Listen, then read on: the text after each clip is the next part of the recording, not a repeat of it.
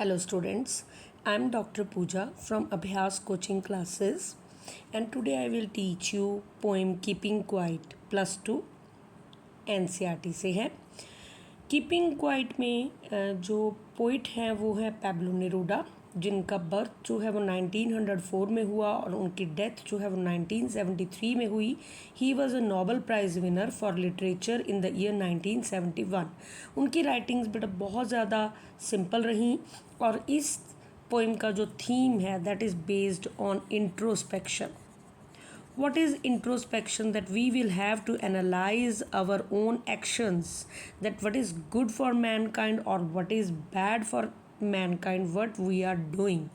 So यहाँ पे वो कह रहे हैं now we will count to 12 and we will all keep still. Why he is saying 12? वो कह रहे हैं कि हमें 12 तक गिनना है और उसके बाद हमें स्टिल होना है। Why 12? बिकॉज घड़ी की जो सुइयां हैं तो दिन के जो घंटे हैं वो कहते हैं घड़ी की सुइयों के अकॉर्डिंगली 12 बजे, मतलब टोटल जो एक दिन का वक्त है हमें उस सारे वक्त में कुछ भी नहीं करना है। एक सेकंड के लिए बिल्कुल पॉज हो जाना है, स्टिल हो जाना है और हमें इनएक्टिव हो जाना है और कोई भी किसी भी तरह की एक्टिविटी हमें नहीं करनी है। तो यहाँ पे पोइट जो है वो 12 तक की गिनती हमें अपने दिमाग में करने के लिए कह रहे हैं। हमें कोई भी काम सुबह से लेके उठ के सोने तक जो है वो थोड़ी देर के लिए सारे काम बंद करने होंगे, हमें स्टिल रहना होगा। स्टिल मीन्स बेटा यहाँ पे क्या है, यानी हमें इनएक्टिव रहना होगा, हमें किसी भी तरह की कोई भी एक्टिविटी नहीं करनी होगी। तो यहाँ पे बेटा कौन कौन से पोएटिक डिवाइसेस जो है वो यूज़ हुए हैं। सबसे पहले यहाँ पे एलिट्रेशन जो है वो यूज़ हुआ है। एलिट्रेशन मीन्स जहाँ पे कॉन्सोनेंट वर्ड्स, सेम वर्ड्स जो हैं, सेम साउंड वर्ड्स की रेपिटेशन होती है। वी विल, तो यहाँ पे व साउंड जो है वो हमें सुनाई देता है। कॉन्सोनेंट साउंड कौन से होते हैं, जैसे ए ई आई ओ यू, जो हमारे वॉवल्स हैं उनको छोड़ के जो वर्ड्स रह जाते हैं उनके दो वर्ड्स अगर सेम साउंड करते हैं तो वहाँ पे एलिट्रेशन यूज़ होता है। इसके बाद में बेटा एंटीथीसिस यहाँ पे यूज़ हुआ है। जैसे आपने देखा उन्होंने कहा कि हमें काउंटिंग भी करनी है और हमें स्टिल भी रहना है। ठीक है, तो ये दो ऑपोजिट एक्शंस की वो बात कर रहे हैं। जब दो ऑपोजिट एक्शंस एक ही सेंटेंस में यूज़ होते हैं तो वहाँ पे कौन सा पोएटिक डिवाइस यूज़ होता है बेटा, एंटीथेसिस। उसके बाद बेटा यहाँ पे कौन सी आ जाती है पोएटिक डिवाइस, एंजैबमेंट। एंजैबमेंट मीन्स जैसे आपने देखा कि इन दो लाइनों में कहीं भी कोई भी पंक्चुएशन मार्क जो है वो नहीं है, तो यहाँ पे कोई भी पंक्चुएशन मार्क नहीं होने की वजह से यहाँ पे क्या यूज़ होता है, एंजैबमेंट। सो नेक्स्ट वो कहना चाहते हैं, for once on the face of the earth let's not speak in any language, let's stop for 1 second and not move our arms so much. तो फॉर वंस मतलब सिर्फ एक ही बार हमें ऐसा करना है, कभी पहले ना तो कभी पहले अर्थ पे उस ऐसा कुछ हुआ है और अब ना ही हमें कभी बाद में करना है। एक बार के लिए हमें ऐसा करना है कि हमें चुप हो जाना है, किसी भी भाषा में बात नहीं करनी है। Why not in any language? क्योंकि लैंग्वेज जो है according to the poet that divide people, क्योंकि जब हम बोलना शुरू करते हैं तो पता चल जाता है कि लोग अलग अलग रिलीजन के हैं, अलग अलग रीजन से हैं, अलग अलग कंट्री से हैं। तो वो कहते हैं क्योंकि लैंग्वेज जो है दैट क्रिएट बॉर्डर्स, राइट। तो वो कहते हैं किसी भी तरह की लैंग्वेज हमें यहाँ पे यूज़ नहीं करनी है। एक सेकंड के लिए हमें बिल्कुल चुप हो जाना है, हमें किसी भी तरह का कुछ भी जो है वो नहीं बोलना है। अपने आर्म्स में किसी भी तरह की मूवमेंट नहीं करनी है, किसी को कोई सिग्नल नहीं देना है, कोई लड़ाई झगड़ा नहीं करना है, कोई भी आर्गुमेंट हम एक दूसरे से नहीं करेंगे। तो इन लाइनों का क्रक्स क्या कहना चाहते हैं पोइट, कि हमें ऐसी कोई लैंग्वेज यूज़ नहीं करनी है, कुछ भी नहीं बोलना है जिससे ये पता चले कि हम लोग अलग अलग रिलीजन या अलग अलग रीजन से बिलोंग करते हैं, और ना ही अपने हैंड्स को किसी भी तरह की मूवमेंट जो है वो देनी है। तो यहाँ पे कौन सा पोएटिक डिवाइस यूज़ हुआ है बेटा, एनाफोरा। एनाफोरा क्या होता है, जब कोई दो कंसेक्यूटिव लाइंस जो हैं वो सेम वर्ड से शुरू होती है। जैसे आपने देखा कि लेट्स, ये देखिए ये दो अलग अलग सेंटेंसेस एक ही वर्ड लेट्स से शुरू हो रहे हैं, तो यहाँ पे क्या यूज़ हो रहा है, एनाफोरा। नेक्स्ट बेटा पोइट कहते हैं, it would be an exotic movement without rush, without engines, we would all be together in sudden strangeness. Strangeness या एग्जॉटिक, एग्जॉटिक का मतलब क्या कहना चाहते हैं? स्ट्रेंज। पोइट कहते हैं ये बहुत ही स्ट्रेंज मोमेंट होगा जब किसी भी तरह की हड़बड़ी नहीं होगी, किसी को भी कहीं नहीं जाना होगा, सब स्टैंड स्टिल जो है वो हो जाएंगे। और ये बहुत ज़्यादा रेयर सिचुएशन होगी कि सब स्टैंड स्टिल जो है वो हो गए हैं, क्योंकि यहाँ पे किसी भी तरह का कोई भी इंजन का यूज़ नहीं होगा, कोई प्लेन्स नहीं होंगी। इंजन जहाँ वो इंजन की बात कर रहे हैं, यहाँ पे किसी भी तरह का कोई रश नहीं होगा, कोई प्लेन्स नहीं होंगे, कोई शिप्स नहीं होंगी, किसी भी तरह की कोई बसेस नहीं होंगी, यानी किसी को कहीं नहीं पहुंचना, कोई भी हड़बड़ाहट जो है वो नहीं होंगी, कोई ऑपरेशंस नहीं होगा, सभी हाथ जो है वो बिल्कुल बंद होंगे क्योंकि किसी भी तरह की कोई एक्टिविटी नहीं होगी। तो वो कहते हैं ऐसा ये बहुत ही अजीब सा माहौल होगा उस वक्त, सबको मतलब कहीं किसी को कहीं नहीं जाना। तो उस टाइम पे क्या होगा, सब एक फेयर वे में जो है वो थिंक ओवर कर सकते हैं, खुद को अपने एक्शंस को इंट्रोस्पेक्ट कर सकते हैं कि हमें किसी भी तरह की हड़बड़ी नहीं है। तो यहाँ पे पोइट इन लाइंस में क्या कहना चाहते हैं कि किसी भी तरह का रश किसी को नहीं होगा, किसी ने कहीं नहीं जाना है, कोई इंजन वर्किंग में नहीं होगा। Then we will do introspection, तब हम अपने बारे में विचार करेंगे, अपनी एक्शंस और अपनी एक्टिविटीज़ के बारे में विचार करेंगे। तो यहाँ पे बेटा कौन से पोएटिक डिवाइसेस जो हैं वो यूज़ हुए हैं? रेपिटेशन, जो आप देख रहे हैं, विदाउट रश, विदाउट इंजन्स। तो एक ही वर्ड से दो अलग अलग वर्ड्स जो है वो शुरू हो रहे हैं, तो ये क्या होगा? यहाँ रेपिटेशन होगा। नेक्स्ट इज़ अगेन एलिट्रेशन, यहाँ पे वुई वुड, ये आपने देखा यहाँ वुई वुड, तो यहाँ पे व साउंड जो है वो आ रहा है। फिर आगे आ जाता है सडन स्ट्रेंजनेस, तो यहाँ पे स साउंड जो है वो आ रहा है, तो यहाँ पे भी क्या यूज़ हो रहा है? एलिट्रेशन। ठीक है, तो दो पोएटिक डिवाइसेस जो हैं वो यहाँ पे इस पैराग्राफ में बेटा यूज़ हुए हैं। नेक्स्ट वो कहना चाहते हैं fisherman in the cold sea would not harm whale and the man gathering salt would look at his hurt hands। तो यहाँ पे बेटा वो दो एग्जाम्पल्स के ज़रिए इस पैराग्राफ को क्लियर करना चाहते हैं। सबसे पहले वो बताते हैं कि जो फिशरमैन है वो कोल्ड सी में वो भी फ़िशिंग करना बंद कर देंगे, और जब वो फ़िशिंग नहीं करेंगे तो किसी भी तरह को वेल्स को किसी भी तरह का नुकसान नहीं होगा। तो पोइट कहते हैं कि फ़िशरमैन जब फ़िशिंग करना बंद कर देंगे तो वेल्स का लॉस जो है वो नहीं होगा।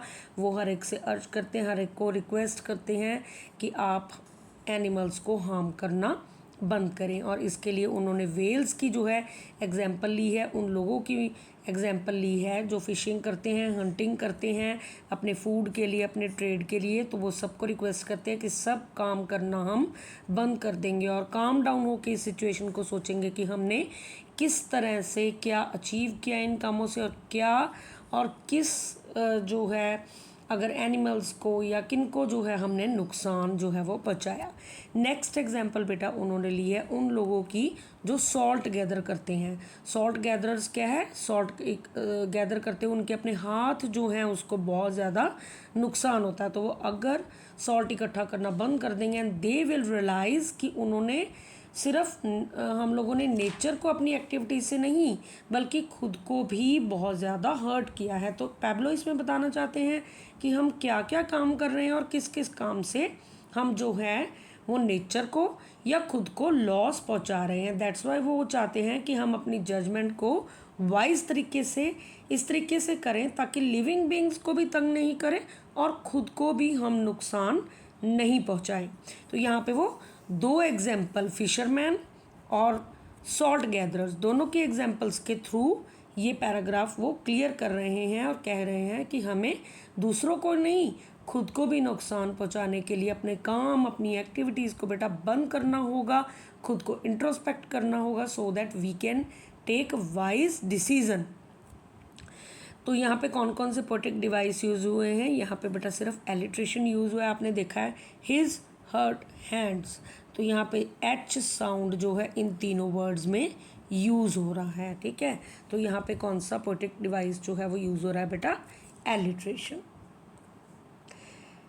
नेक्स्ट है बेटा those who prepare green wars, wars with gas, wars with fire, victory with no survivors, would put on clean clothes and walk about with their brothers in the shade doing nothing. तो यहाँ पे वो 3 example जो है वो लेके सारी जो बात है वो अपनी क्लियर करना चाहते हैं। वो कहते हैं कि green wars means deforestation. Deforestation means due to over population हम क्या कर रहे हैं, पेड़ों को काट रहे हैं, ठीक है, नेचर को नुकसान पहुंचा रहे हैं। And wars with gas, wars with gas means we are creating pollution. हम हार्मफुल गैसेस जो हैं वो प्रोड्यूस कर रहे हैं, जिससे भी जो वातावरण है वो पोल्यूट हो रहा है। हम इंडस्ट्रीज़ क्रिएट कर रहे हैं, व्हीकल्स से वाटर पोल्यूशन जो है वो क्रिएट कर रहे हैं। And what is this third example, wars with fires, क्योंकि जो बैटल्स हैं, जो केमिकल गैसेस यूज़ हो रही हैं वर्ल्ड वॉर्स में, एक्सप्लोजन्स यूज़ हो रहे हैं, डिस्ट्रक्शन हो रही है, इसकी वजह से भी काफ़ी नुकसान हो रहा है। तो 3 एग्जांपल्स के ज़रिए उन्होंने अपनी बात को क्लियर करा है। Damage to atmosphere with the help of deforestation. Number 2, gases, harmful gases which kills people, जिससे पोल्यूशन क्रिएट हो रहा है। वॉर्स विद फायर, जैसे कि हम कह सकते हैं बैटल्स हो रही हैं या वॉर्स हो रही हैं, जिससे एक्सप्लोजन जो है वो यूज़ हो रहा है जिसमें। तो इन चीज़ों की हेल्प से उन्होंने अपनी बात को क्लियर करा है कि ऐसी विक्ट्री का कोई फ़ायदा नहीं है जिसमें किसी भी तरह का कोई सर्वाइवर ही नहीं है, जिसको कोई सेलिब्रेट करने वाला ही नहीं है। तो अगर हम रुक जाएंगे, ऐसी कोई एक्टिविटी नहीं करेंगे, तो रियलाइज़ करेंगे कि कितनी डिस्ट्रक्शन जो है इन कामों से हमने की है। तो यहाँ पे क्या करना होगा, एक नई अप्रोच जो है हमें अडॉप्ट करनी होगी। किसको वो डिपिक्ट कर रहे हैं, क्लीन क्लोथ्स जो है वो सिंबल की तरह यूज़ कर रहे हैं कि यहाँ पे इंट्रोस्पेक्शन करके हमें एक नई अप्रोच जो है, नया perspective, one new perspective we will have to adopt, जिसमें कोई भी भेदभाव नहीं होगा। हम सब इंसानों को क्या समझेंगे, ब्रदर्स, अपने भाई की तरह जो है वो ट्रीट करेंगे कि कोई भी हमारा एनिमी नहीं है। तब उस स्टेज पे हमारा सबके साथ भाईचारा होगा, हम एक दूसरे को प्रोटेक्ट करेंगे। तो 3 तरह की वॉर्स की हेल्प से, ग्रीन वॉर जैसे कि जो है वो डैमेज हो रहा है एटमॉस्फेयर को ओवर पॉपुलेशन से। Second, gases which kills people, harmful gases which creates pollution. Third, battles जिसमें एक्सप्लोसिव्स का यूज़ हो रहा है। तो इनकी हेल्प से जो है वो अपनी बात को समझाने की कोशिश कर रहे हैं कि हमें ये सब बंद करना होगा और ख़ुद को इंट्रोस्पेक्ट करके ही हम इस डिसीज़न पे पहुंच सकते हैं कि हमें अब क्या करना है ऐसा जिससे हम फेयर वे में डिसीज़न ले सके कि सब हमारे भाई हैं, कोई भी हमारा एनिमी जो है वो नहीं है। तो बेटा इसमें कौन कौन से पोएटिक डिवाइसेस यूज़ हुए हैं, सबसे पहले इसमें एलिट्रेशन यूज़ हुआ है, consonant words, Wars with gas, wars with fire, clean clothes, ठीक है, यहाँ वो साउंड का यूज़ हो रहा है और यहाँ सी साउंड का यूज़ जो है वो हो रहा है। सेकंड है बेटा सिंबलिज्म, जैसे हम अलग अलग वर्ड्स यूज़ कर रहे हैं, ग्रीन वॉर्स हो गया, वॉर्स विद गैस हो गया, वॉर्स विद फायर हो गया, क्लीन क्लोथ्स हो गया, ब्रदर्स इन द शेड हो गया, वॉक अबाउट हो गया। तो जब हम किसी वर्ड से अलग अलग मीनिंग डिपिक्ट करने की कोशिश करते हैं तो हम उसे क्या कह देते हैं, सिंबलिज्म। हम कुछ वर्ड्स को सिंबलाइज करके कुछ अलग कहने की कोशिश करते हैं। नेक्स्ट बेटा यहाँ पे आ जाता है मेटाफर, जैसे हम कहते हैं ब्रदर्स इन द शेड, ये किस चीज़ को डिपिक्ट करता है, हम इनडायरेक्ट कंपैरिजन कर रहे हैं। Brothers in the shade means protection. जब हम एक दूसरे को एनिमी एक दूसरे का समझना बंद कर देंगे तो उस स्टेज पे जो है वो प्रोटेक्शन की तरह वो चीज़ जो है वो काम करेगी। नेक्स्ट बेटा पोइट कहना चाहते हैं what I want should not be confuse with total inactivity. तो यहाँ पे पोइट आपको कह रहे हैं कि मेरा कहने का मतलब ये नहीं है कि आप टोटली इनएक्टिव हो जाएं, कि कोई काम ही ना करें आप, ठीक है, ऐसा नहीं है। बल्कि वो कहते हैं कि हमें ऐसी डायरेक्शन में काम करना है जिससे हम फेयर वे में एक्टिविटी जो है वो कर सकें। उनका ये मतलब नहीं है कि टोटली आपने इनएक्टिव हो जाना है, because you are a living being. तो जब आप लिविंग ह्यूमन बीइंग हैं तो उस स्टेज में आप काम तो करेंगे ही डज़ नॉट वांट कि आप काम ही ना करें। पर वो ये कहते हैं कि मैं ये नहीं चाहता कि ट्रक भर भर के लोगों की डेड बॉडीज़ उनके घरों तक लेके जाई जाएं, किसी भी तरह की डिस्ट्रक्शन जो है वो बिल्कुल नहीं चाहते हैं। वो कहते हैं कि हम सब स्टिल हो जाएं, ठीक है, और हम एनालाइज करें कि हमारे कामों से हमें कितना लोगों को बेनिफिट कर पा रहे हैं या कितना जो है वो लॉस हो रहा है, ठीक है, कितने लोग मर रहे हैं, कितनी बर्बादी हो रही है, क्या अच्छा है, किसी के लिए क्या बुरा है। इन चीज़ों को हम इंट्रोस्पेक्ट करें और लाइफ के प्रति नई अप्रोच जो है वो फॉलो करें। एज़ पर हिम हमें सबको अपना किसी को भी अपना एनिमी ट्रीट नहीं करना है, अपने ब्रदर्स की तरह ट्रीट करना है, तभी जो है वर्ल्ड में पीस और हारमनी जो है बेटा वो कहना चाहते हैं कि डेवलप होगी, ठीक है। तो वो उनका मतलब ये नहीं है कि आप बिल्कुल इनएक्टिव हो जाएंगे, बल्कि वो चाहते हैं कि बिल्कुल भी किसी की जो है हम किसी के लिए गलत ना करें, सबको अपना भाई समझें, किसी को भी अपना एनिमी ट्रीट नहीं करें। तो यहाँ पे कौन सा लिटरेरी डिवाइस जो है वो यूज़ हो रहा है बेटा, एलिट्रेशन। वॉर्स विद, तो यहाँ पे डब्ल्यू साउंड जो है वो रिपीट हो रहा है, वॉर्स विद।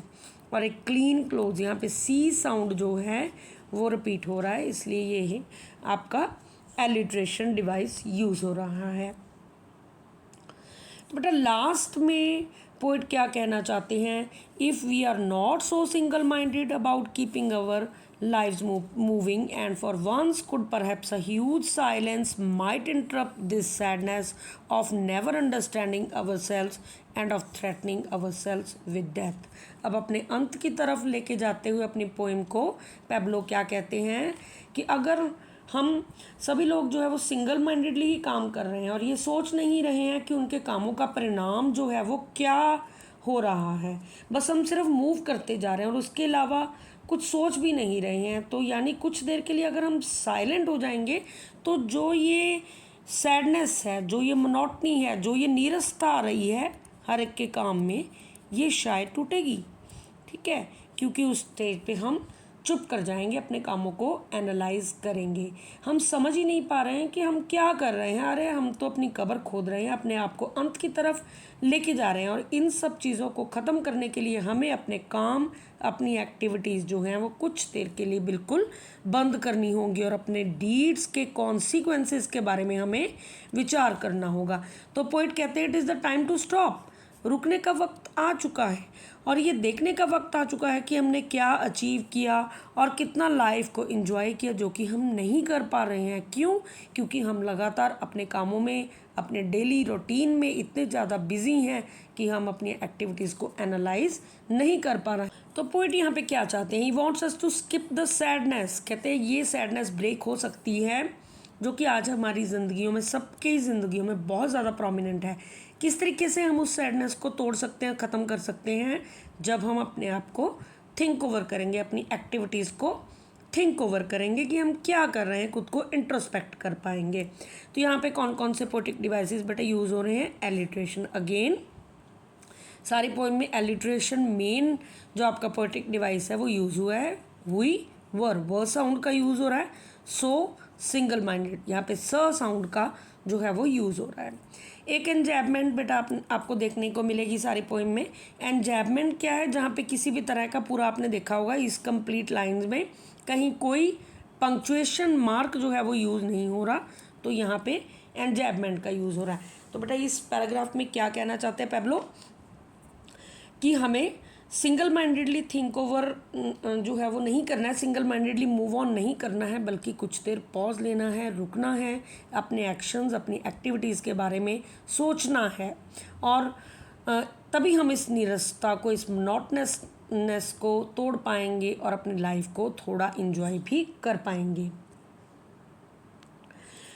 और लास्ट अपने अंत की तरफ बढ़ते हुए वो क्या कह रहे हैं, perhaps the earth can teach us as when everything seems dead and later proves to be alive, now I will count up to 12 and you keep quiet and I will go.